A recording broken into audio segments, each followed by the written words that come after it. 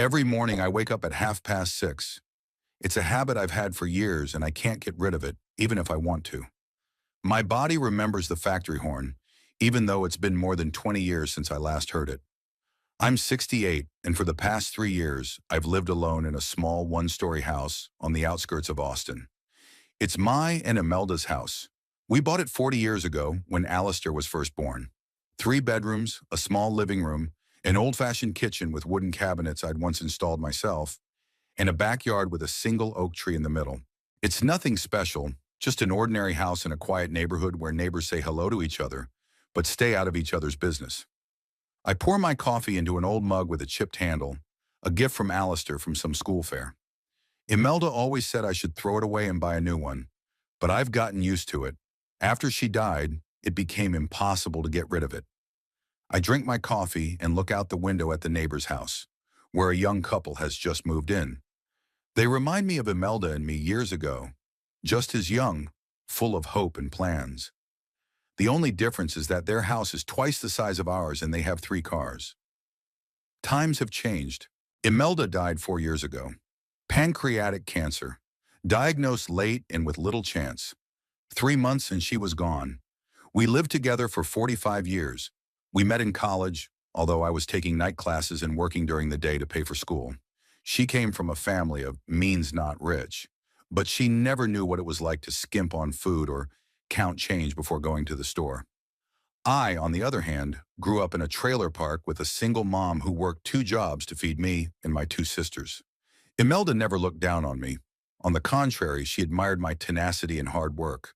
"You're going to be a great man, Bramwell," she'd say when I fell asleep over my textbooks after a 12-hour shift.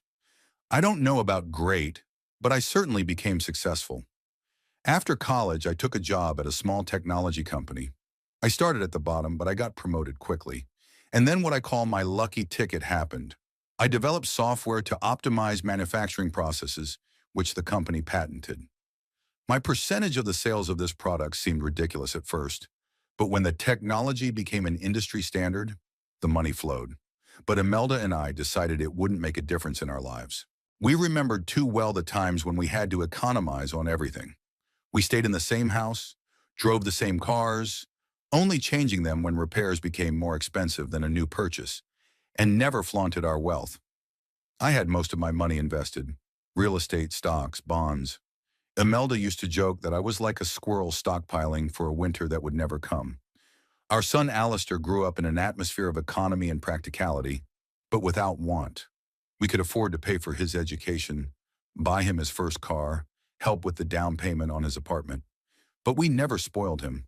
I wanted him to understand the value of money and labor. Perhaps that was my mistake. I never told him about the real state of affairs, about how much money we actually had. He only saw our modest lifestyle and seemed to think we were just normally well-off, middle-class people. Alistair grew up to be an ambitious young man. He got a degree in business administration and got a job with a large consulting firm. He was doing well, and Imelda and I were proud of him. And then he met Kendall. Kendall Pembroke is the daughter of a prominent Austin real estate developer. Beautiful, educated, from a wealthy family. When Alistair brought her over for dinner, I immediately felt her appraising gaze. She was looking at our modest house, the old furniture, the dishes that were 20 years old, and I could see her expression change from a polite smile to poorly concealed disappointment. "You have such a cozy house," she said then, and there was more in that pause than in all the other words put together. Imelda squeezed my hand under the table then. She could always sense when I was getting angry. "Thank you, dear," she replied with a smile. "We've lived here for 35 years and we've never regretted the choice. Home isn't about walls, it's about people and memories." Kendall smiled back, but the smile didn't touch her eyes. 6 months later, they were married. The wedding was lavish.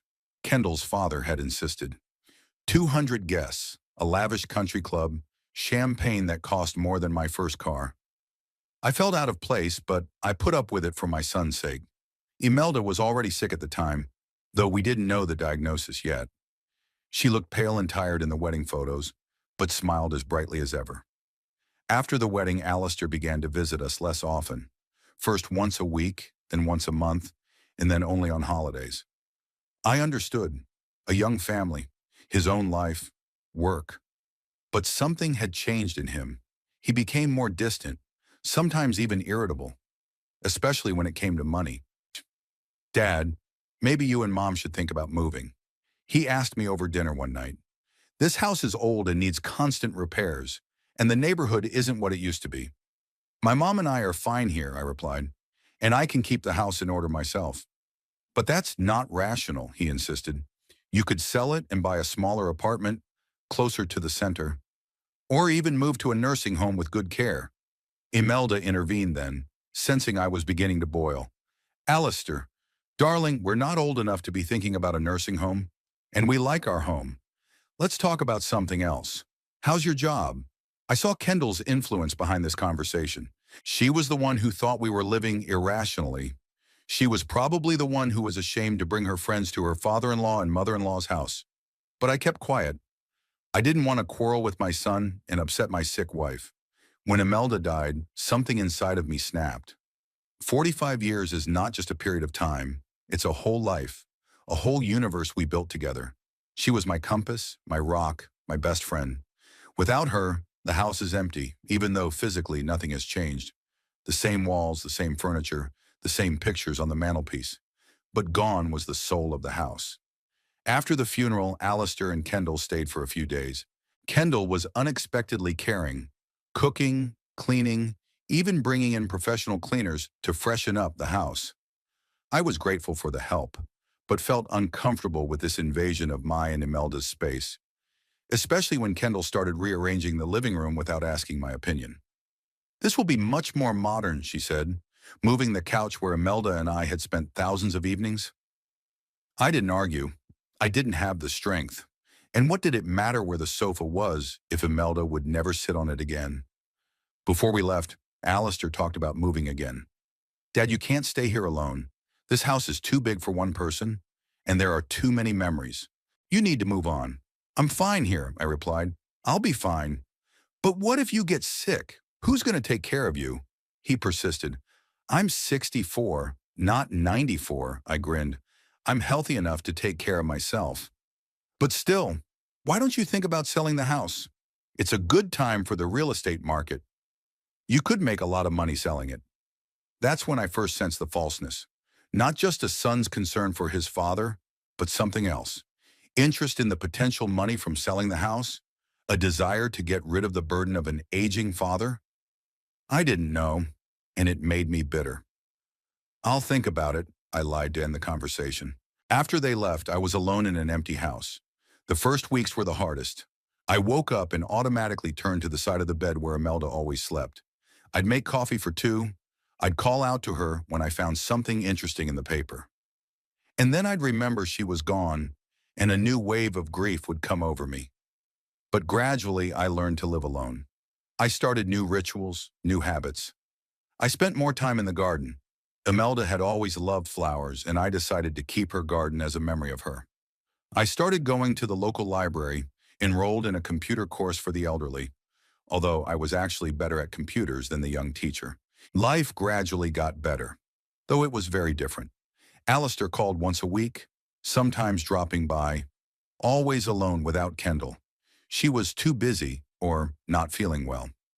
I didn't insist on her visits. I felt better without her evaluating gaze. And then the unexpected happened. Kendall got pregnant. It was a surprise to her and Alistair. They were planning children, but later, when their careers had settled down. But I was delighted. The thought of a grandson or granddaughter breathed new life into me. Imelda had always dreamed of grandchildren, and now I could fulfill that dream for both of us. A boy was born, Peregrine, an unusual name, Kendall's choice, of course, but I didn't mind. The important thing was that the baby was healthy and happy. I visited them in the hospital, brought a bouquet and a small gift for the newborn, a silver rattle that my parents had once given Alistair for his birth.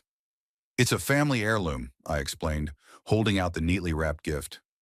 Kendall took it with a polite smile, but I noticed her glancing over at Alistair.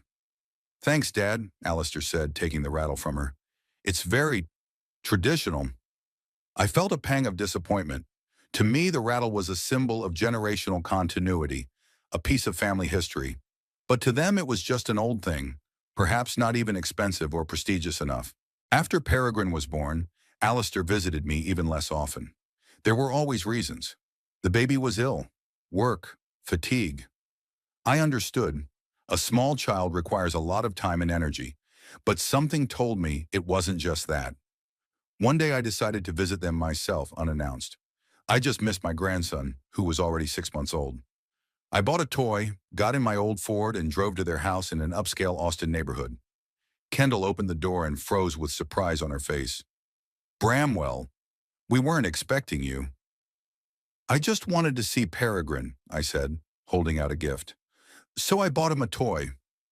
"Alistair isn't home. He's at work," she said, not inviting me in. "That's okay. I just wanted to see my grandson." She reluctantly stepped back, letting me into the house. Peregrine was asleep in his room, and Kendall insisted that we not wake him. "He doesn't sleep well at night, and daytime naps are very important," she explained. We sat in the living room, and the conversation was not going well.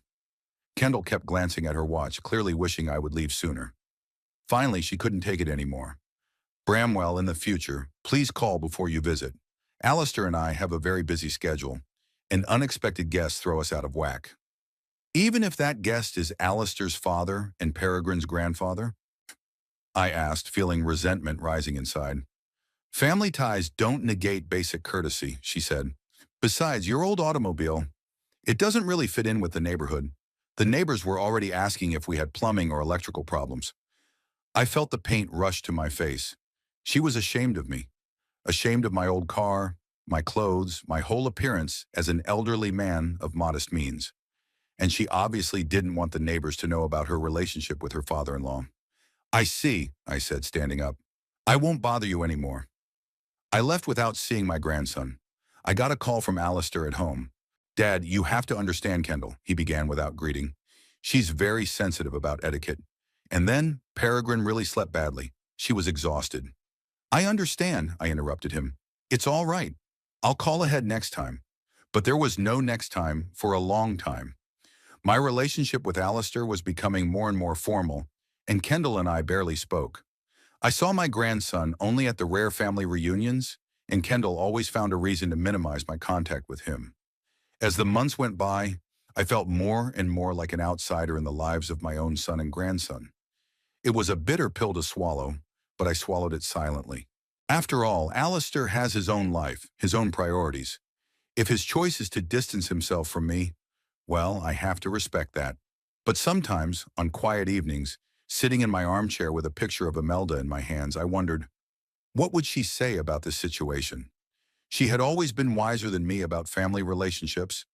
Perhaps she would have found a way to connect with Kendall, to regain intimacy with her son. But Imelda was gone, and I had to deal with it on my own. And I wasn't sure I was doing a very good job. Spring in Austin has always been my favorite time of year. The city is transformed. The air is filled with the scent of blossoming trees, and the temperature has not yet reached the sweltering summer heat that makes many locals prefer not to leave their air-conditioned rooms. This year's spring has been particularly beautiful, as if nature itself was trying to compensate for the emptiness I have felt in recent months. My grandson Peregrine will soon be 8 years old. 8 years is an important date. I remember when Imelda and I celebrated Alistair's 8th birthday. We had a party in the local park, invited all his friends from school, ordered a huge cake in the shape of a spaceship. Alistair was crazy about everything to do with space. It was on that birthday that I gave him a telescope. Inexpensive, but quite functional. We spent many evenings looking at the stars and planets. Those were wonderful times. I found out about Peregrine's upcoming birthday by accident. Last Saturday, I stopped by the local bakery for fresh bread and met Evelyn Hope, the wife of my old colleague Sebastian. They live near Alistair and Kendall, and their son is friends with Peregrine. "Bramwell, it's good to see you," Evelyn exclaimed, hugging me. "How are you?" "I'm fine," I answered, though it wasn't quite true. "And how are you and Sebastian?" "We're not complaining. Sebastian still can't get used to retirement." She grinned. "He's always finding projects to do, so he doesn't have to stay at home. And now we're getting ready for your grandson's birthday party. Peregrine invited our Ethan, and they want to surprise everyone with some kind of science experiment. Something with rockets on water I don't quite understand. I felt something inside of me snap. Peregrine's birthday? And I didn't know about it? When is the celebration? I asked, trying to keep my voice casual. Next Saturday, Evelyn answered. At their house. Kendall's cooking something big, as usual. You know her, it has to be perfect. Yeah, I know, I mumbled. Evelyn seemed to sense my confusion. You're invited too, aren't you? Um, she asked, a flicker of concern in her eyes. Of course, I lied. I've just been away, and I haven't checked my email yet. The invitation might be waiting for me at home. We exchanged a few more sentences, and I hurried away, feeling the bitterness and resentment rising inside me. It wasn't that I hadn't expected something like this. Our relationship with my son's family had left a lot to be desired in recent years, but not inviting me to my own grandson's birthday party? That was a new level of alienation. At home, I checked the mail. Nothing but bills and flyers. No invitation. I waited until evening, hoping Alistair would call, but the phone was silent. Finally, unable to bear it, I dialed his number myself. Dad? There was surprise in my son's voice. Something wrong? No, just calling to see how you are, I answered. It's been a while. Yeah, sorry, I've been really busy at work. Project after project. You know how it is. I know, I agreed. How's Peregrine? Did you hear his birthday's coming up? There was a pause. I could almost see Alistair frantically thinking of what to say. Yes, next Saturday, he said at last. We're planning a little party at home. A small one. I couldn't help the irony. I heard Kendall was planning something big. Pause again. Dad, listen. Alistair was clearly uncomfortable. Sorry, Ron. I wanted to call you about the party. It's just that Kendall thinks it would be better if we celebrated Peregrine's birthday with just his friends and their parents. You mean without me, I clarified, feeling my insides tighten. It's not about you, my son hastened to assure me. It's just that Kendall wants to organize a certain format for the party. Modern, you know, with interactive games, science experiments, a special themed program. She thinks you'll be bored. Bored at my own grandson's birthday party? I asked, trying to keep my voice from shaking with resentment. Well, not only that, Alistair obviously felt guilty. You see, there will be parents of Peregrine's classmates, a certain kind of people. Kendall's worried that you won't be comfortable in their company. And then there's your, clothes. You know Kendall is very particular about style and etiquette. That's it. My old clothes, my simple manners, my whole image as an old man of modest means didn't fit into the glittering world Kendall was creating around her and her family. Alistair, I said, trying to speak calmly, I understand that Kendall wants to throw the perfect party, but I'm Peregrine's grandfather. The only grandfather, by the way, since Kendall's father lives in France and comes once a year. Is my presence so inappropriate? No, of course not, Alistair protested. It's just, Kendall thinks that grandfather's presence might spoil the atmosphere of the elite party. Her words, not mine, he added hastily. I've tried to explain to her that family is more important, but you know how stubborn she can be. I know, I said dryly, and I know you never stand up to her, even when she's blatantly wrong.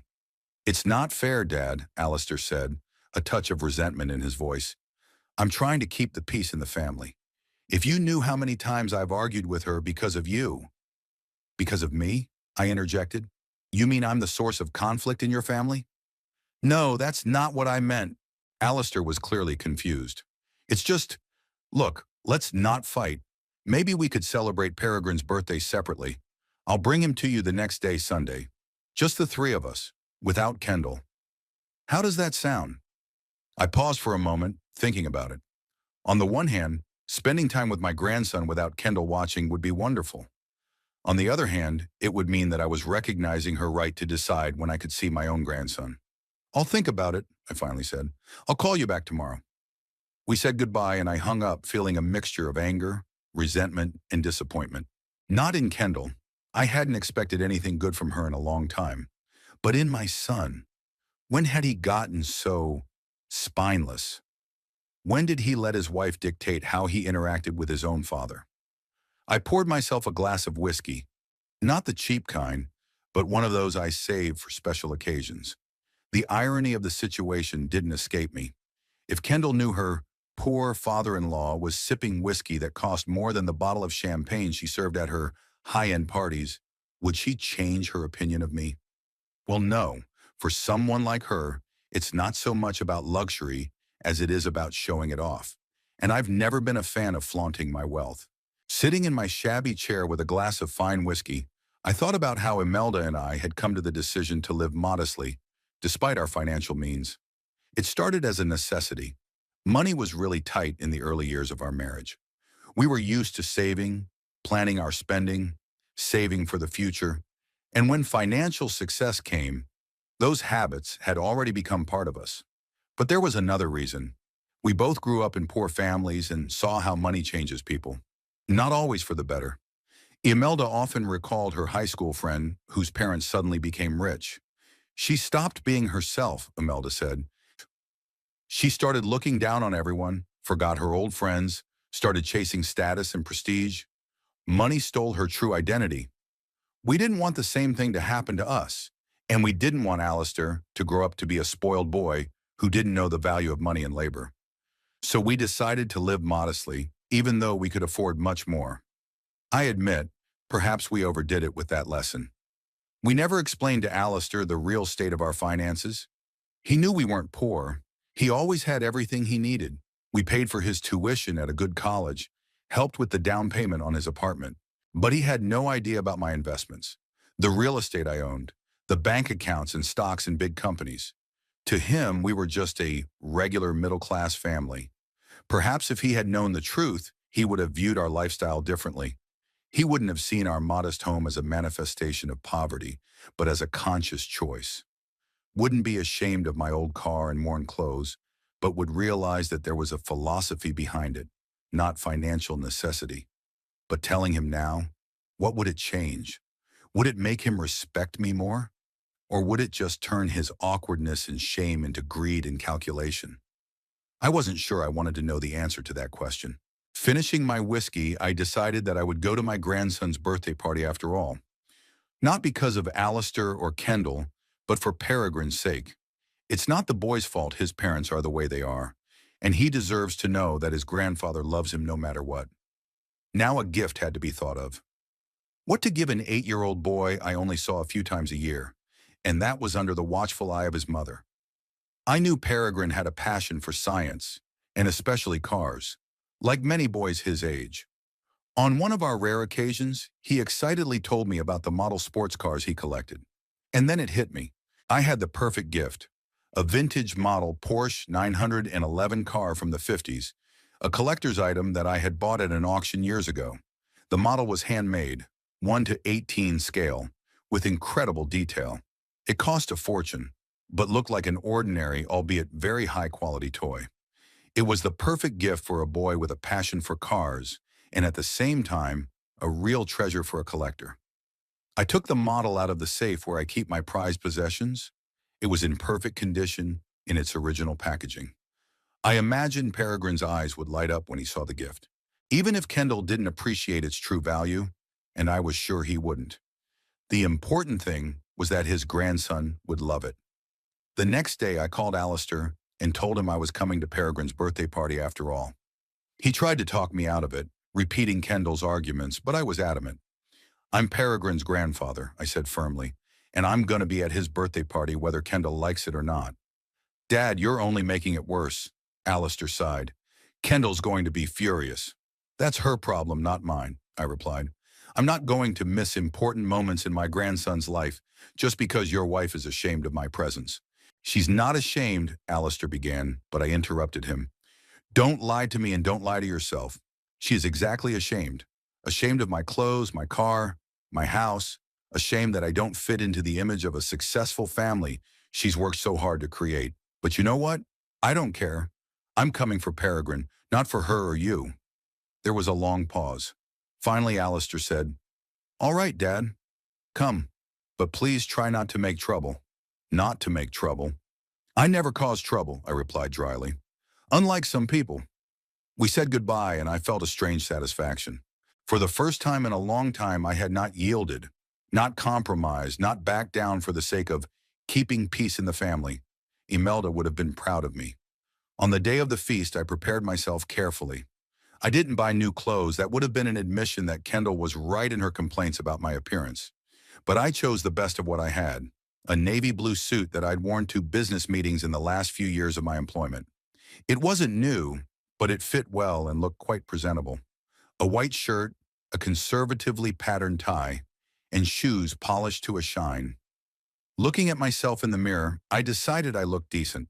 Not like a millionaire, but not the poor man Kendall thought I was. I wrapped the gift for Peregrine in a simple but elegant box. No flashy artwork or colorful ribbons, just quality paper and a modest bow. Inside, I put a card with a handwritten greeting. Getting into my old Ford, I headed toward my son's house.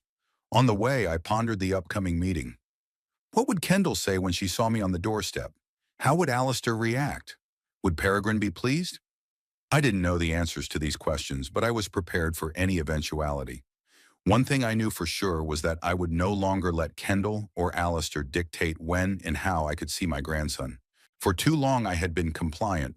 For too long I had let them sideline me in family life. It was time to change that. As I drove up to my son's house, I noticed many expensive cars parked along the street. The elite party was in full swing. My old Ford looked as out of place here as I did at the party, but I didn't care anymore. I parked, picked up the gift, and headed for home, knowing full well that I was doing the right thing. No matter what happened next, I was ready to assert my right to be a part of my grandson's life. And if that meant confronting Kendall, so be it. I'd never told you my real financial situation. Maybe it's time to change that. Not for my own sake, but for justice. And if Kendall finds out that her poor father-in-law is actually much richer than she thinks, well, that would be a just retribution for all her arrogance and neglect. With that thought in mind, I went to the door and rang the bell, ready for whatever reaction awaited me on the other side. The door was opened by an unfamiliar woman in an austere black dress, apparently hired to serve the guests. She gave me an appraising look, clearly doubting that I was invited to the party. "I'm Bramwell Teasdale, Peregrine's grandfather," I introduced myself. "Just a moment," she said dryly, and disappeared into the back of the house. I stood on the doorstep, listening to the children's laughter and the muffled conversations of the adults inside. Alistair appeared a moment later. His face was a mixture of surprise and concern. "Dad? You came after all," he said, glancing nervously over his shoulder. "I told you I was coming," I replied. "Didn't you tell Kendall?" "I did, but she thought—" He hesitated. "Never mind. Come on in." I crossed the threshold, and Alistair closed the door hastily behind me, as if afraid the neighbors would notice my appearance. "Your suit?" he began, eyeing me critically. "What's wrong with it?" I asked, even though I knew it wasn't the suit. "Nothing," Alistair sighed. "It's just, you know." Kendall had organized everything in a certain style. I looked around. The house was decorated in a nautical theme. Apparently Peregrine was into the ocean now. There were garlands of sea creatures everywhere, projections of the underwater world on the walls, and decorative neon-lit jellyfish hanging from the ceiling. Impressive, although somewhat excessive for a children's party. "Where is the birthday boy?" I asked, clutching the gift in my hands. "In the garden, there's a science show," Alistair answered. "Why don't you wait until it's over?" "I don't want to interrupt the show." I realized he was just pulling away. I realized that he was just delaying my meeting with Kendall and the other guests. "I'll wait," I agreed. "But then I want to congratulate my grandson in person." Alistair led me into the living room, which was surprisingly empty. All the guests were probably in the garden. He offered me a drink, and I chose mineral water, though I noticed a bar with an impressive selection of alcohol. Typical of Kendall, even at a children's party, everything had to be up to par. "How's Peregrine?" I asked, trying to keep the conversation going. "Is he enjoying the party?" "Yes, he loves it," Alistair said cheerfully, "especially from the science show. They demonstrate different experiments with water, create a tornado in a bottle, launch rockets on the water. Peregrine's really into science now." "I remember," I nodded. "Last time he told me about his collection of model cars." "Yes, that's his passion too," Alistair smiled. "He has over 50 models. Kendall thinks it's a waste of money, but I support it. Reminds me of myself at his age." Our conversation was interrupted by a noise. The guests were returning from the street. A group of excited children ran in first, followed more sedately by the adults. Peregrine, his eyes glistening with excitement, was the first to notice me. "Grandfather!" he exclaimed and rushed toward me. I hugged him, feeling my heart fill with warmth. Despite all the difficulties with his parents, Peregrine was always genuinely happy to see me. "Happy birthday, champ," I said, holding out a present to him. "This is for you." Peregrine grabbed the box with delight, but before he could open it, Kendall materialized beside him. Her face was a look of ill-concealed irritation, though she tried to maintain a polite smile. "Bramwell, what a surprise," she said, in a tone that made it clear the surprise was unpleasant. "We weren't expecting you." "I spoke to Alistair," I replied calmly. "He should have warned you." "Yes, of course, but we thought—" She cast a quick glance at her husband. "Hunmashid. Never mind. Since you're here, join us. We're just about to cut the cake." She turned to Peregrine, who had already started unwrapping my present. "Honey, why don't you save it for later? Everyone will be giving gifts now. Let's get organized." "But I want to see what Grandpa got me," Peregrine protested. "Okay, but make it quick," Kendall conceded, giving me a disapproving look. Peregrine ripped off the wrapping and opened the box. His eyes widened in surprise when he saw the Porsche model. "Wow," he exhaled. "It's a classic Porsche 911, and so detailed." He carefully took the model out of the box, examining it from every angle. "Connie, look, Mom." He turned to Kendall. "It even has doors that open, and the steering wheel turns." Kendall looked at the model without much enthusiasm. "Very nice," she said, clearly unimpressed. "Peregrine, put it in your room for now and go back to your guests. There's a cake waiting for us." "Can I show it to my friend?" Peregrine asked. "Better later," Kendall insisted. Right now, everyone was waiting for the cake. Peregrine reluctantly complied, but before he left, he gave me a big hug. "Thank you, Grandpa. This is the best present ever." I smiled, feeling my heart grow warm. Moments like this were worth putting up with Kendall's dislike. The gala went off like clockwork. Kendall had obviously planned the whole thing. A huge cake in the form of an underwater boat with 8 candles, which Peregrine blew out to the applause of the guests. Then the gift-giving began, one more lavish than the other. A tablet of the latest model from my parents, an expensive construction kit from my maternal grandparents, who sent a gift from France but did not come themselves, a set for scientific experiments from my godfather. When the turn came to my gift, Peregrine proudly showed the Porsche model to his friends. The boys were enthralled, studying every detail of the car, but I noticed some parents exchanging condescending glances. To them, it was just an old toy, perhaps even a used one. They had no way of knowing its true value. Kendall, noticing these looks, hurriedly intervened. "Peregrine, honey, put the car down and see what the Martins gave you." She practically snatched the model out of her son's hands and handed it to Alistair, who obediently took it into the other room. Peregrine looked disappointed, but didn't argue. Apparently, he was used to his mother's authoritarian style. After the presents, the children's games began, and the adults gathered in groups, chatting and sipping champagne. I felt uncomfortable. None of the guests sought to speak to me, and Alistair was busy helping his wife organize the games. I stood in the corner with a glass of mineral water, watching what was going on and feeling completely superfluous. Finally, a woman I recognized came up to me. Evelyn Hope, the same woman from whom I had learned about Peregrine's birthday. "Bramwell, I'm glad you came after all," she said, smiling genuinely. "Thank you, Evelyn," I replied. "Not everyone seems to share your joy, though." "Don't mind her," she said with a wave of her hand. "Kendall had always been a little arrogant, but Peregrine clearly adores you. I saw him bragging about your gift to his friends. We talked some more, and I felt a little better. At least I wasn't considered an unwelcome element at this party by all the guests, but my relative calm was short-lived. After another game, as the children scattered around the garden and the adults returned to their conversations, Kendall approached me with a strained smile. "Bramwell," she began, lowering her voice but not hiding her irritation. "I appreciate that you wanted to congratulate Peregrine, but maybe you should go now. You look tired." "I feel fine," I replied calmly. "I'd like to stay until the end of the party." "You see," her voice became even quieter but harder. "Your presence creates a certain tension. The parents of the other children ask who you are, and I have to explain. That I'm Peregrine's grandfather? I interrupted her. What's so strange about that? It's not that, she glanced around making sure no one could hear us. It's just that you don't fit the atmosphere. Your costume, your manners, your gift. What's wrong with my gift? I asked, feeling anger rising inside. Well, it's just an old model car, she shrugged. While others give modern, expensive toys, it creates awkwardness. Peregrine, of course, is too polite to show disappointment, but I didn't let her finish.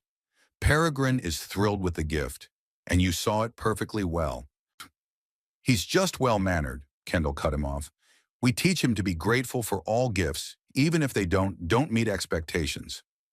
At that moment, Alistair approached us, sensing the tension. Is everything all right? He asked, shifting his gaze from me to his wife.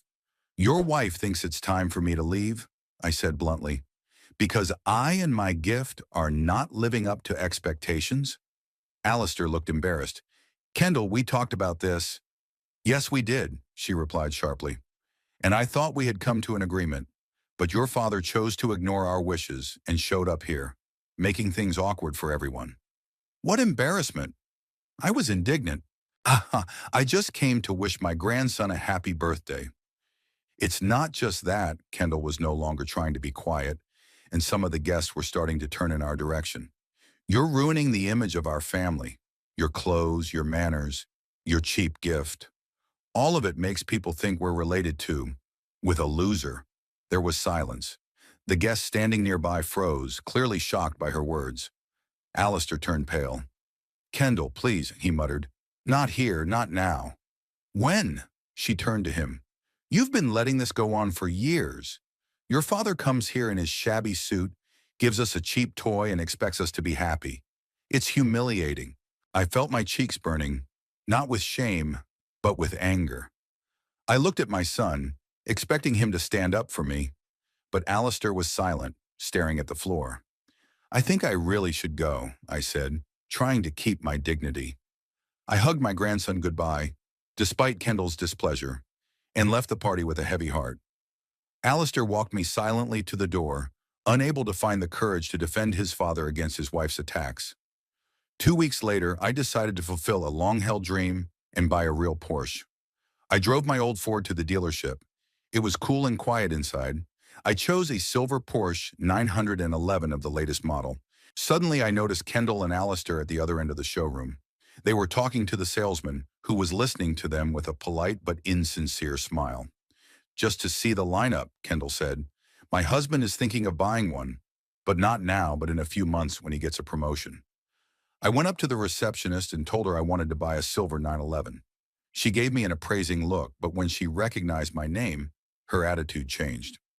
Soon a senior manager appeared, ready to serve me to the highest standard. Minus Mr. Tisdale, this car is worth $275,000, he informed me. I'll take it, I said simply. I'll pay cash. At that moment, Kendall and Alistair noticed me. Their faces expressed utter bewilderment. They stepped closer, not hiding their surprise. Dad, what are you doing here? Alistair looked stunned. Buying a car, I said calmly. Buying a Porsche? He couldn't believe his ears. Yeah, I've been wanting one for a long time, I shrugged. I decided to make myself happy. Kendall looked from me to the manager, as if trying to figure out if there was some mistake. But, how can you afford it? She finally squeezed out. I have enough money, I smiled. Enough money? Kendall looked like she was about to have a stroke. But you've always lived so modestly. Your house, your clothes, your old car. It was my choice, I replied. I prefer not to flaunt my wealth. But, she hesitated, why didn't you say anything? Alistair, she turned to her husband. Did you know? No. Alistair looked as shocked as she did. Dad, why did you hide it from us? I didn't hide anything, I answered. I just didn't think it was worth bragging about. But you're a millionaire? Kendall said the word with such reverence that it made me uncomfortable. I prefer the term financially independent, I grinned. Why didn't you tell me your father was a millionaire? Kendall turned to Alistair, accusation in her voice. I didn't know. Alistair protested. He never said. The manager, who was watching the scene with professional interest, coughed delicately. Minus Mr. Teasdale. If you're ready, we can go into the office and do the paperwork. Sure, I nodded. Alistair, Kendall, I'm sorry, but business is slow. It was nice to meet you. I followed the manager, leaving them standing there with their mouths hanging open. Kendall looked like her world had just been turned upside down, and it probably had. The silver Porsche rolled smoothly through the streets of Austin, attracting admiring glances from passers-by. I felt both awkward and surprisingly comfortable behind the wheel. Awkward because I never liked to stand out, to attract attention. Comfortable because the car obeyed the slightest movement, as if it was an extension of my body. The purchase took about 2 hours: paperwork, insurance, registration. All this time I felt the distrustful looks of Alistair and Kendall, who did not leave but stayed in the salon, periodically coming closer, as if trying to overhear my conversation with the manager. Kendall even tried to talk to me while I was waiting for the documents to be prepared, but I politely declined the conversation, referring to the need to focus on the details of the deal. Now driving home in my new acquisition, I reflected on what had happened. The look on Kendall's face when she realized that her poor father-in-law could actually afford to buy a car for $275,000 in cash was worth every penny spent. But it wasn't about revenge. I didn't want revenge. I was just tired of pretending to be something I wasn't. Tired of adjusting to other people's expectations. Parking the Porsche in front of my modest home, the neighbors would probably be shocked. I went inside and checked the answering machine first. 3 messages, all from Alistair, about half an hour apart. Dad, it's me. We need to talk. Please call me as soon as you can. Dad, are you home? Why aren't you answering your cell phone? Kendall and I would like to stop by tonight. Call me back. Dad, I'm worried. If you hear this message, please call. It's important. I deleted all 3 messages, feeling no desire to call back. 45 years of being the poor dad who was ashamed to be shown to guess. And suddenly, oh miracle, I was interesting. That's when I found out I had money. What an amazing coincidence. Pouring myself a whiskey, I settled down in my favorite chair and looked out the window at the gleaming Porsche. I didn't regret the purchase. The car was beautiful, and it was a real pleasure to drive it. But I wondered how much this purchase had changed the attitude of my son and daughter-in-law toward me, as if my value as a human being was determined solely by the thickness of my wallet. The phone rang at 7 p.m. sharp. I wondered if I should just not answer it, but decided that avoiding the conversation wasn't the best strategy. It was better to dot all the I's and T's at once. Hello, I said, picking up the phone. Dad, finally! Alistair's voice sounded both excited and relieved. I've been calling you all day. I've been busy, I answered calmly. I was making a purchase, and then I went to the bank. Dad, we need to talk, he said, a pleading tone in his voice. About what happened at the car dealership. Oh, your financial situation. What's wrong with it? I asked, deliberately pretending not to understand. Nothing, it's just, you never said that you had, he was clearly struggling to find the words. That I had money? I helped him out. Should you have? Well, that's important information, don't you think? Alistair's voice had a touch of irritation in it. Kendall and I thought all this time that you were barely making ends meet, and it turns out what? I interrupted him. That I can afford my dream car? What's so amazing about that? Dad, stop pretending you don't understand, Alistair exclaimed. For years you lived in your old house, drove a wreck, dressed in second-hand clothes. I lived the life I was comfortable with, I said firmly. And I did it not because I was poor, but because it was my choice. And by the way, these stereotypes, old house, rundown, second-hand clothes, are your words, not mine. I love my house. It's full of memories of your mom. My car has been reliable and has served me well for years. And my clothes, well, I've never been one to judge a man by his clothes. There was a pause. I could almost hear Alistair trying to digest my words. Dad, that's not what I meant, he said at last. It was just unexpected. Kendall and I would like to come over and talk in person. Can we? I thought about it. Part of me wanted to just say no, to close this chapter of my life and move on. But the other part, the more rational part, knew there was no escaping the conversation. Okay, I agreed. You can come back tomorrow night, 6 o'clock. Great! Alistair was obviously pleased. We'll bring dinner. Kendall has a favorite Thai restaurant, and they make an amazing curry. No need, I interrupted him. I'd already made dinner plans for tomorrow. That was a lie. I didn't have any plans. But I didn't want them trying to buy me an expensive dinner, as if that would make up for years of neglect. Oh, all right. Alistair sounded a little disappointed. Just for tea, then. See you tomorrow, I said and hung up without waiting for a reply. I spent the rest of the evening going through old photo albums, pictures of Imelda, of little Alistair, of the three of us together, the happy family I had once had. I wondered what Imelda would say about the current situation. She had always been wiser than I in matters of family relations. Perhaps she would have found a way to reconcile me and my son, while not allowing Kendall to manipulate us. But Imelda was gone, and I had to make my own decisions. And I was determined that I would no longer allow anyone, not Alistair or Kendall, to treat me like a second-class citizen. The next day toward evening, I prepared for the visit. I cleaned the house, even though it was already clean, prepared tea and coffee, got cookies that my neighbor had baked for me. But most importantly, I mentally tuned in for the conversation that was to come. At exactly 6 o'clock, the doorbell rang. When I opened it, I saw Alistair and Kendall, both dressed as if they were going to a business meeting, a suit and a business-style dress. Kendall was holding a box tied with a ribbon, obviously a gift of some kind. Come in, I said, stepping aside. They entered, and I noticed Kendall looking around with a new interest, as if she were seeing my house for the first time. Before, she'd always wrinkled her nose when she came in here, as if the smell of the old house was unpleasant to her. Now she smiled as she looked at the same walls, the same furniture. What a cozy house you have, Bramwell, she said, and I could barely contain a chuckle. So much character, so much history. Thank you, I said dryly. Come into the parlor. I've made tea. We settled into the living room, me in my chair, them on the couch across the hall. Kendall placed the box on the coffee table between us. This is for you, she said with a smile. Honey, a little gift to make up for a misunderstanding. I looked at the box, but didn't take it. What kind of misunderstanding? I asked bluntly. Kendall looked embarrassed. Well, the thing that happened at Peregrine's birthday party, I was harsh, said things I regret. You called me a loser and kicked me out of the house, I reminded her. I wasn't myself, Kendall tried to feign remorse. You know, organizing a baby shower is so stressful. I didn't get enough sleep. I was overexcited. I said something I didn't mean. I stared at her in silence, not believing a word she said. Alistair, noticing my skeptical expression, decided to intervene. Dad, we're both sorry about what happened.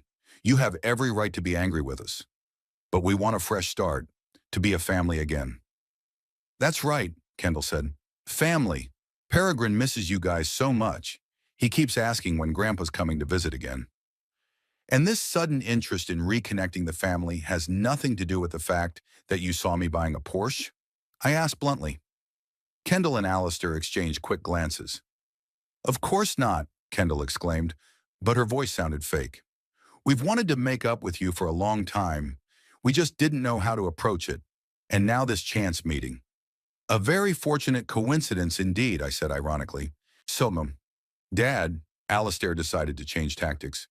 I understand why you're skeptical, but you can't deny that we've all made mistakes. I wasn't a considerate enough son.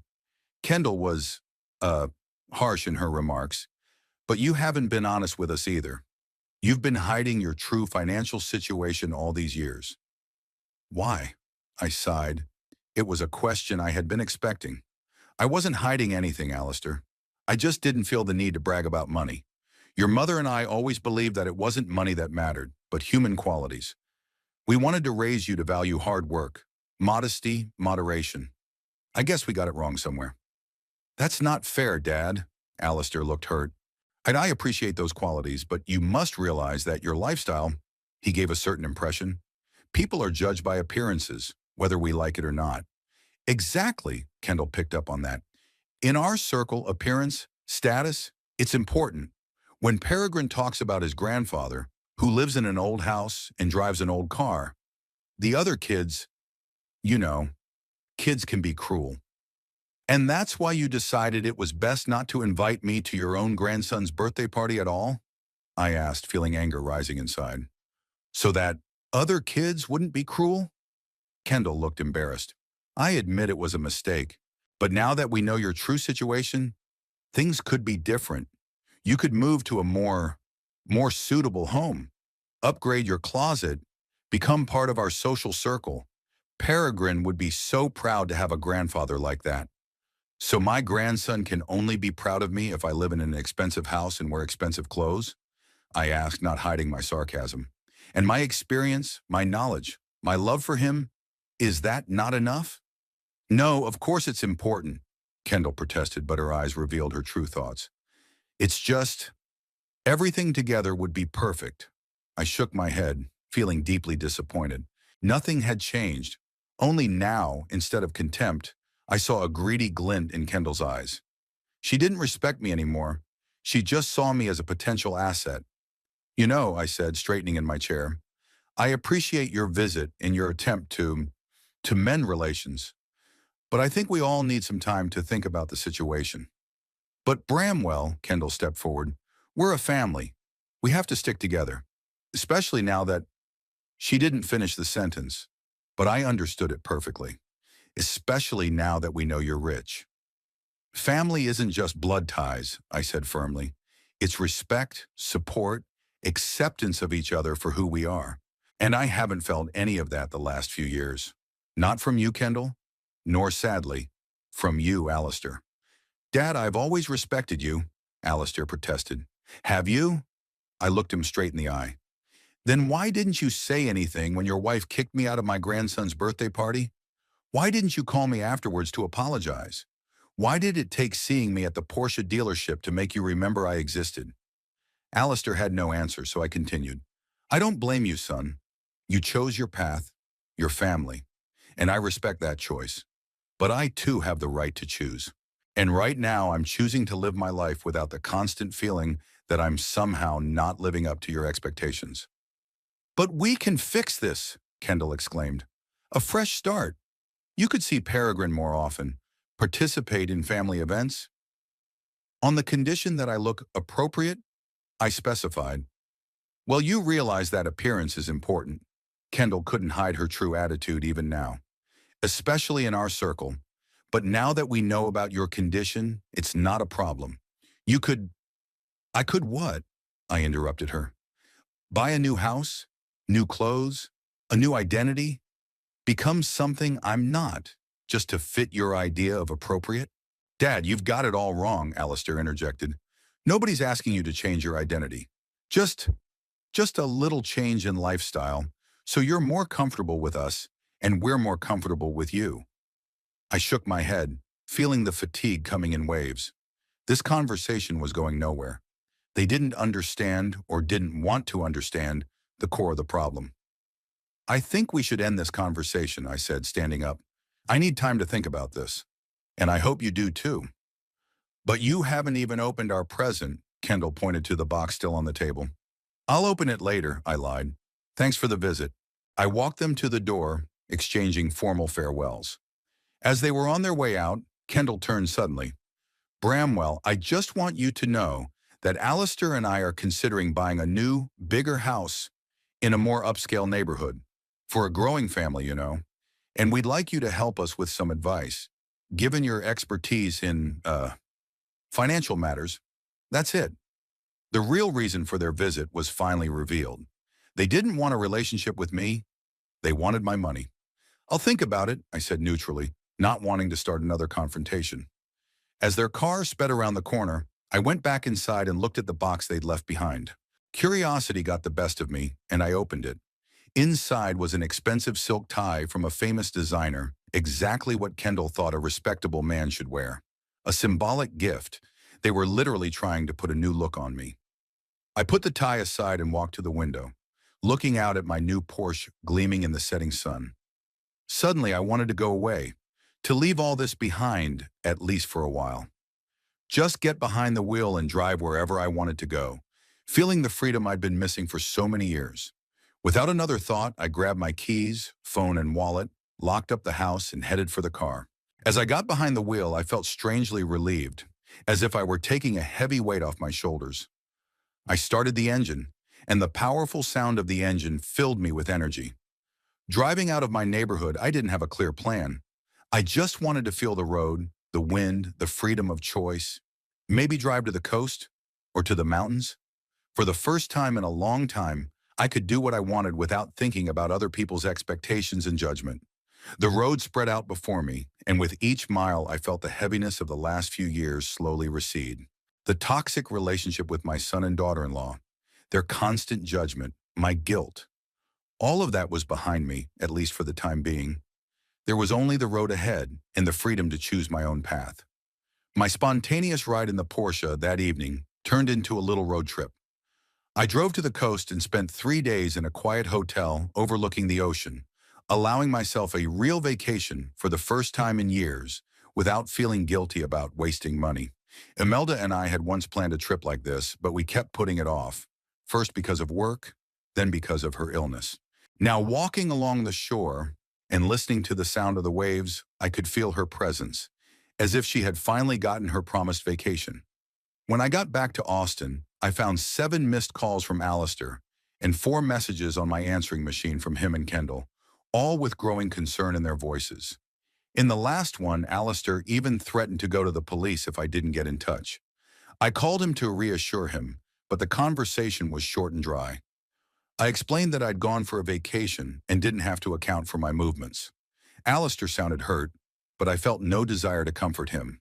This was the first step toward my new life, a life where I could decide what to do, where to go, how to spend the money I earn. And it was a wonderfully liberating feeling. The next step was to update my closet, not because I wanted to impress anyone, but just because I felt like it. I visited a few good stores and bought clothes I really liked. Quality, but not screaming expensive. The salesman looked at me with some suspicion at first, an elderly man in plain clothes looking at expensive clothes. But when I pulled out my platinum credit card for payment, their attitude changed to one of subservience, which amused me a little. I decided not to change the house. Too many memories of Imelda were tied to those walls. But I hired a maintenance crew to update everything that needed attention, from the leaky roof to the creaky floorboards. I also hired a landscaper to tidy up the garden, which had started to go wild after Imelda died. She'd always been better with plants. The neighbors, of course, noticed the change. My Porsche, the workers who came every day, the new clothes, all of it aroused curiosity.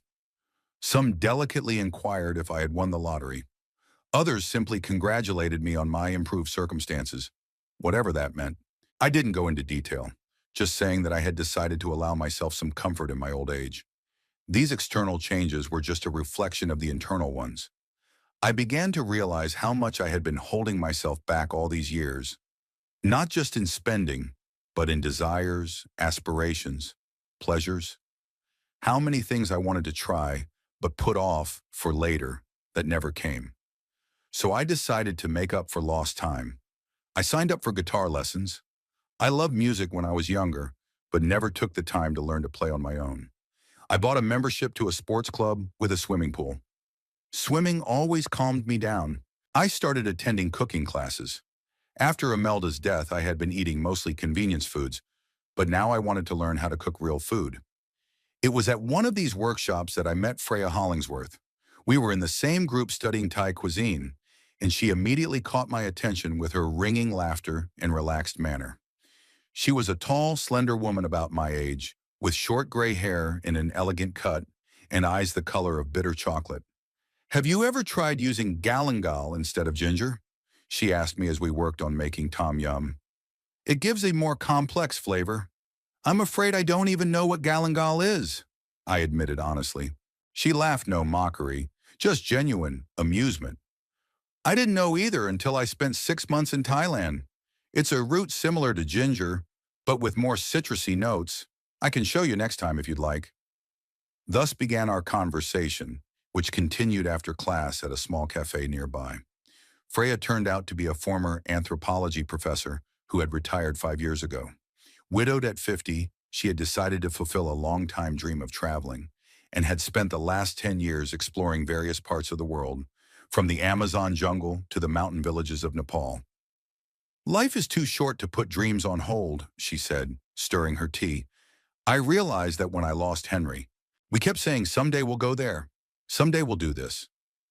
And then he was gone, and I was left with a bunch of unfulfilled somedays." Her words resonated with me so strongly that I felt a lump in my throat. Wasn't that how we lived our lives with Imelda? Always procrastinating, saving, planning for a future that never came for her. "I understand," I said quietly. "My wife died 4 years ago. I've been frozen in time ever since. I'm just now starting to thaw." We talked until the cafe closed, discovering many common interests and a similar outlook on life.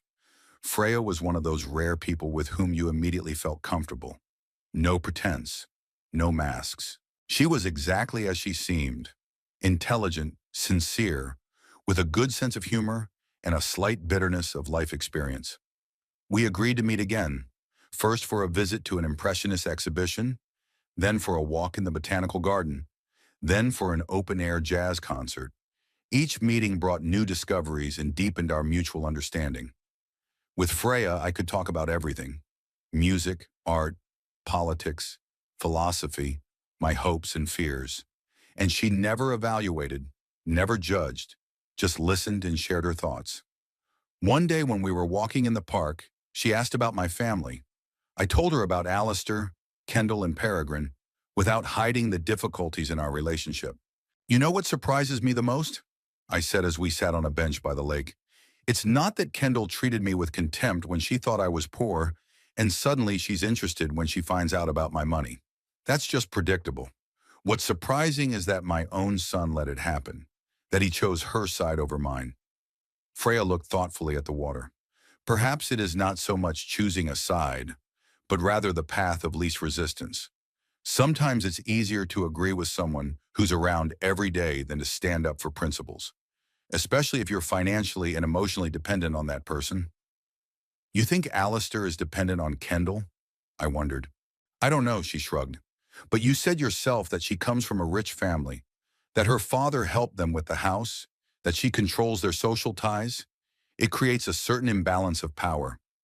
Perhaps Alistair just doesn't feel he can stand up to her without risking losing too much." I never looked at the situation that way. Did that mean I should forgive my son? No, but perhaps I could better understand his motives. Meanwhile, Alistair and Kendall never gave up trying to reconnect with me, or rather, with my money. At first it was phone calls. Kendall inviting me to dinner, to family events, even to meet her father, who was very eager to meet Alistair's esteemed father. When I politely but firmly declined these invitations, the tactics changed. They began randomly showing up at places I frequented: my favorite restaurant, a park where I used to walk, even a sports club that Kendall suddenly decided to join. During these chance encounters, Kendall was the epitome of friendliness and respect. She admired my new style, inquired about my investment strategies, even asked for advice on her and Alistair's financial planning. Alistair was mostly silent, letting his wife do the talking, but his gaze betrayed a mixture of shame and hope. Hope that I would fall for these manipulations. When direct requests didn't work, they turned to the heavy artillery: Peregrine. One evening the phone rang and I heard my grandson's voice. "Grandpa? It's me, Peregrine. I've missed you." My heart squeezed. I really missed the boy and felt guilty that his parents and I were having trouble keeping us apart. "I missed you too, champ," I replied. "How are you?" "Good. Mom said I could invite you to my science project at school. I'm doing a presentation about car engines, and your model of the Porsche you gave me will be the main exhibit." "That's great," I was genuinely excited. "When is the presentation?" "This Saturday, and then we'll all go to lunch. Mom said you can choose any restaurant you want." I felt the smile slipping off my face. It didn't take a genius to realize that this invitation wasn't Peregrine's idea, but his mother's. Kendall was using her son as bait, knowing I wouldn't be able to refuse him. "Peregrine, please give the phone to your mom," I said, trying to make my voice sound normal. "Okay." He sounded so happy. "So you'll come over then. I'll talk to your mom about it, okay?" A few seconds later, I heard Kendall's voice, honeyed with fake sweetness. Bramwell, how wonderful that you agreed to come to Peregrine's presentation. He's so happy. You have no idea how much it means to him. Kendall, my voice was quiet but firm, don't use Peregrine in your games. It's beneath even you. What are you talking about? She tried to feign surprise. Peregrine wanted to invite you himself. He misses his grandfather. Don't you want to be a part of his life? After much negotiation, we agreed that I would see Peregrine regularly, once a month on Sundays without his parents present. We would go to museums, parks, sporting events, just walk and talk. The boy turned out to be surprisingly intelligent and sensitive for his age, with a genuine interest in the world around him.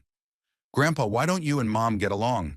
He asked one day, when we were sitting on the shore of the lake, watching sailboats. It's hard to explain, champ, I replied, choosing my words.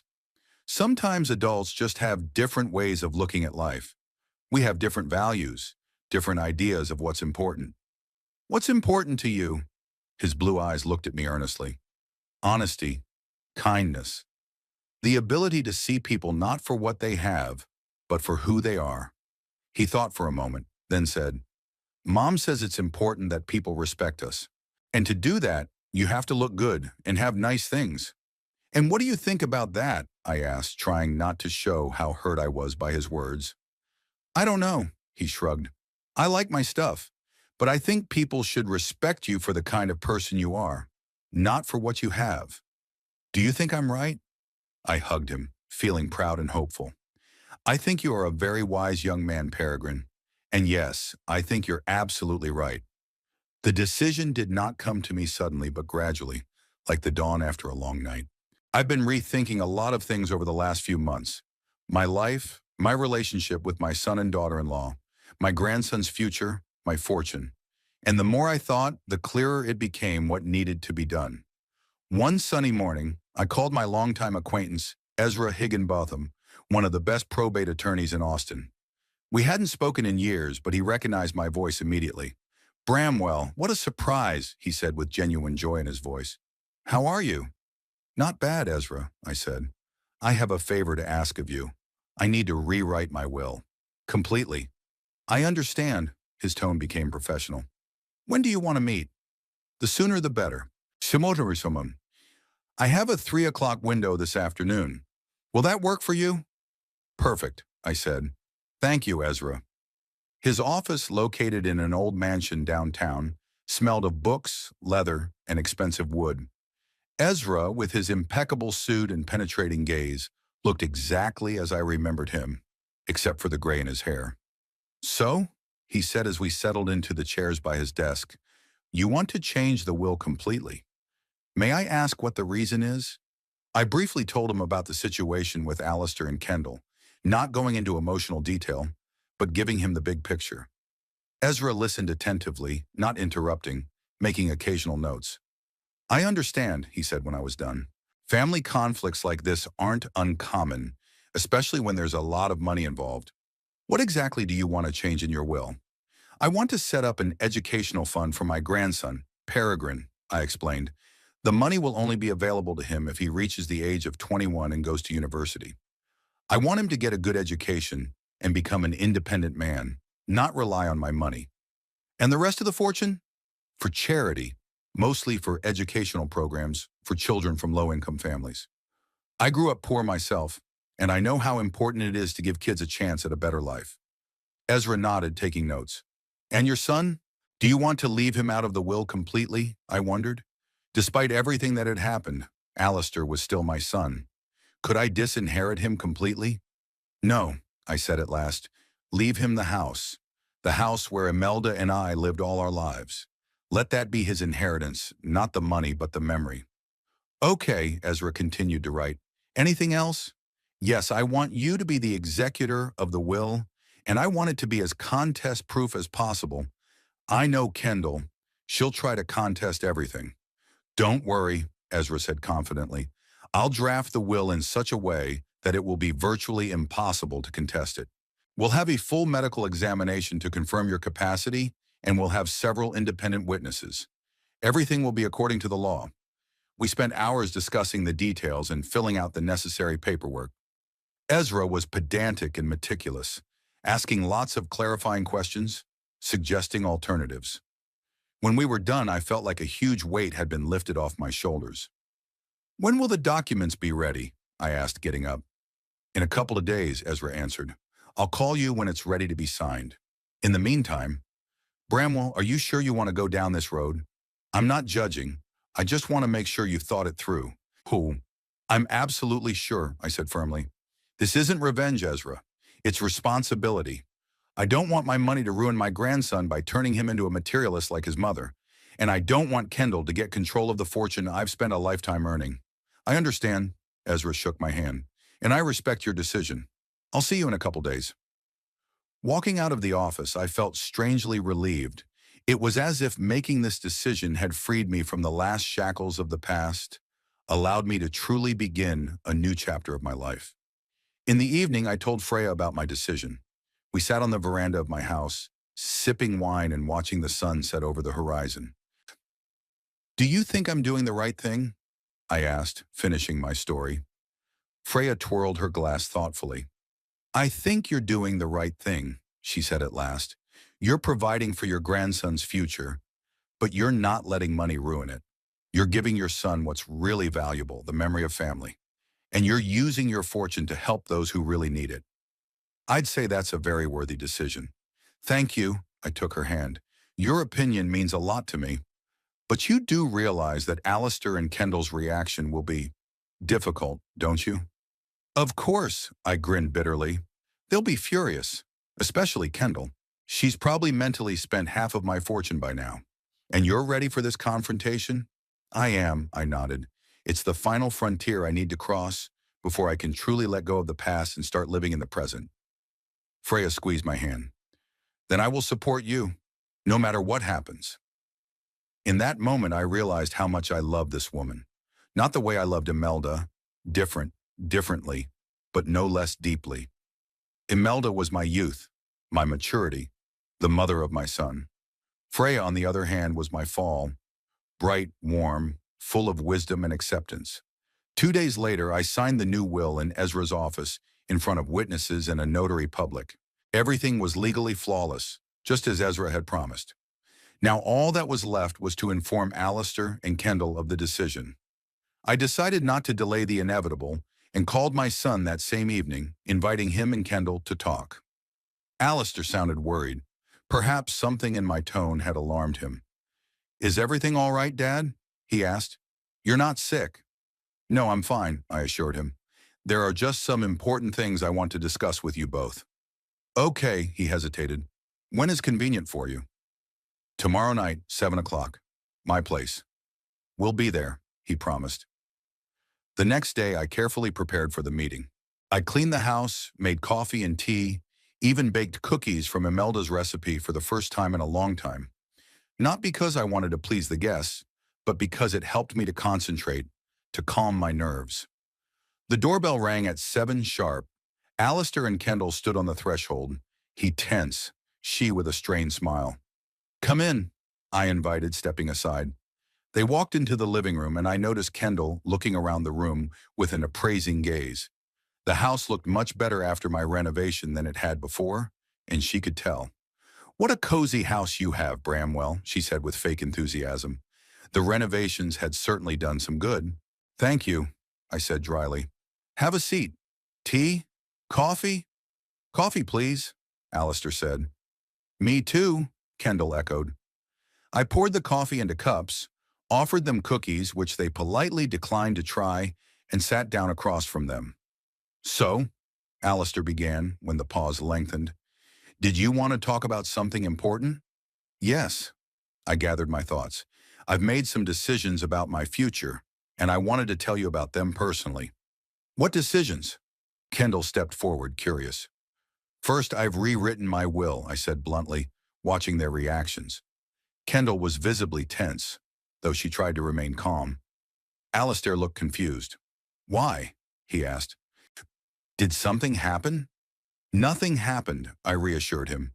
"I just realized that my previous orders do not reflect my current views and values." "And what are your new orders?"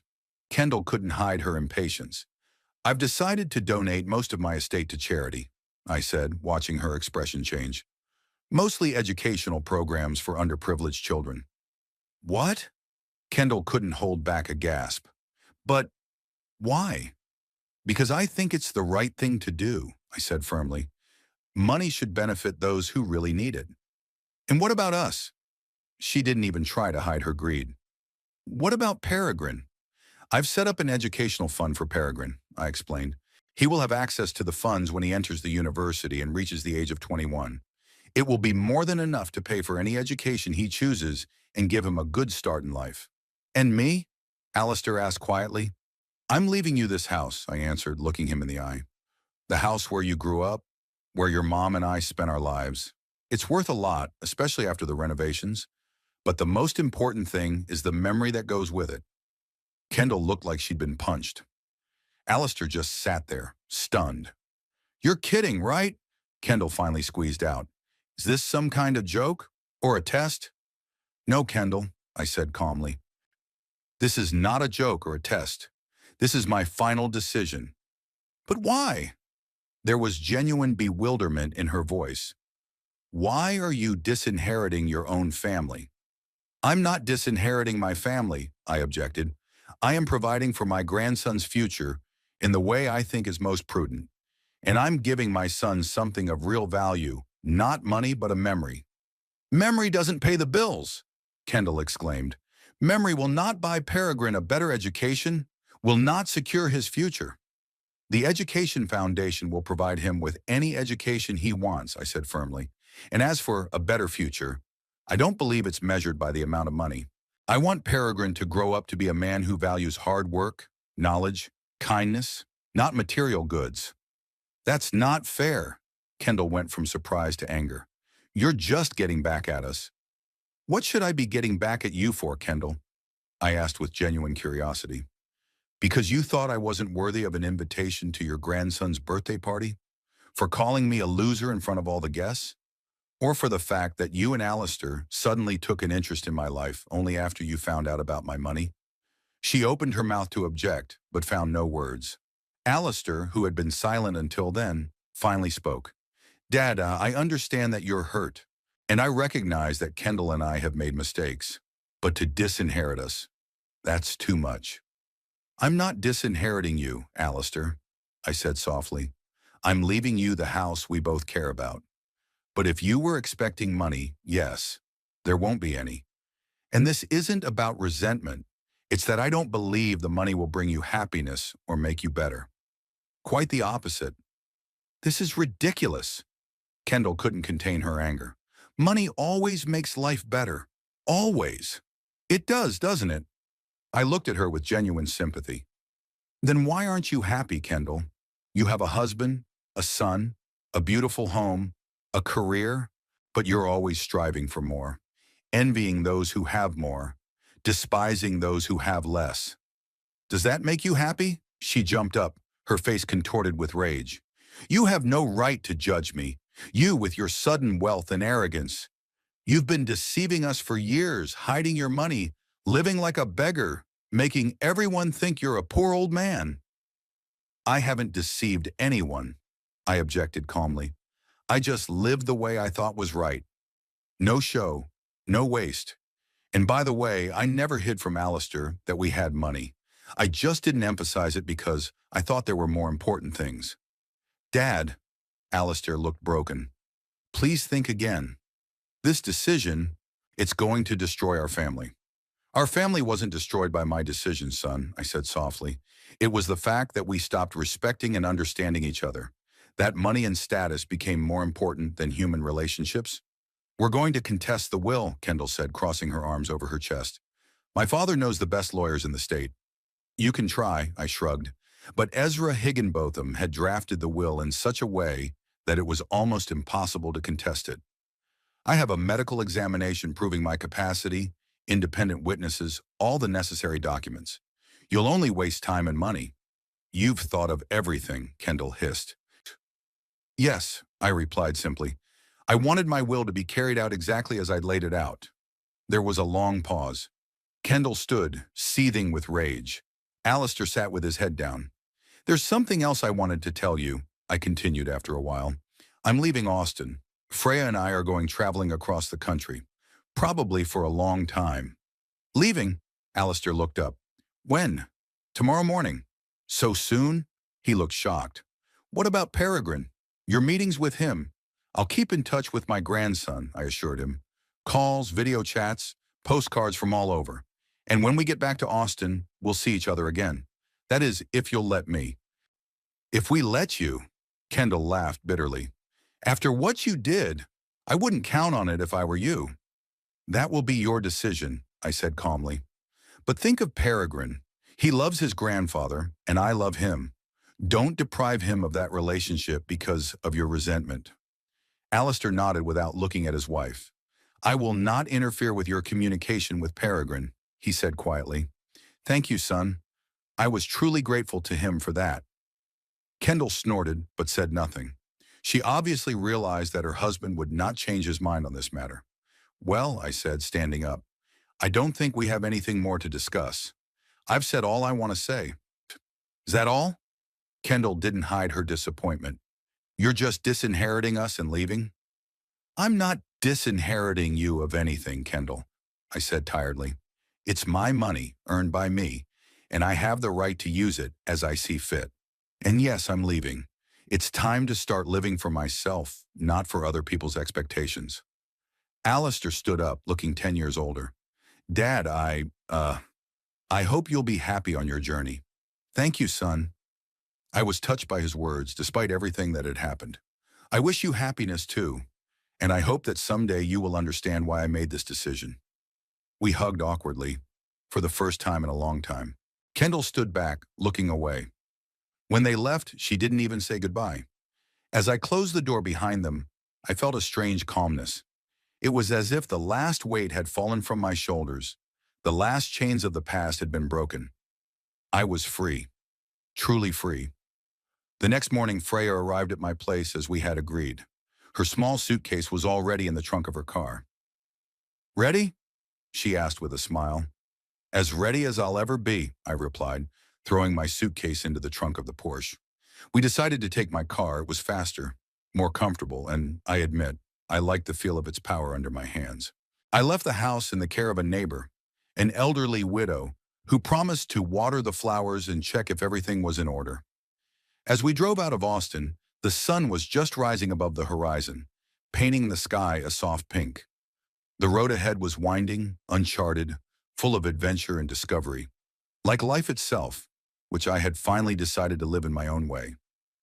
Where do we go first? Freya asked, looking at the map on her phone. Anywhere, I answered, feeling a smile spread across my face. The whole world in front of us. I turned on the music jazz, which we both loved, and the Porsche sped down the highway, taking us farther away from the past and closer to the future we'd chosen for ourselves. For the first time in years, I felt truly alive, truly free. As I cast one last glance in the rearview mirror at Austin's silhouette disappearing in the distance, I thought, goodbye, past. Hello, new life. And I stepped on the gas, heading toward the horizon and everything that awaited us beyond it.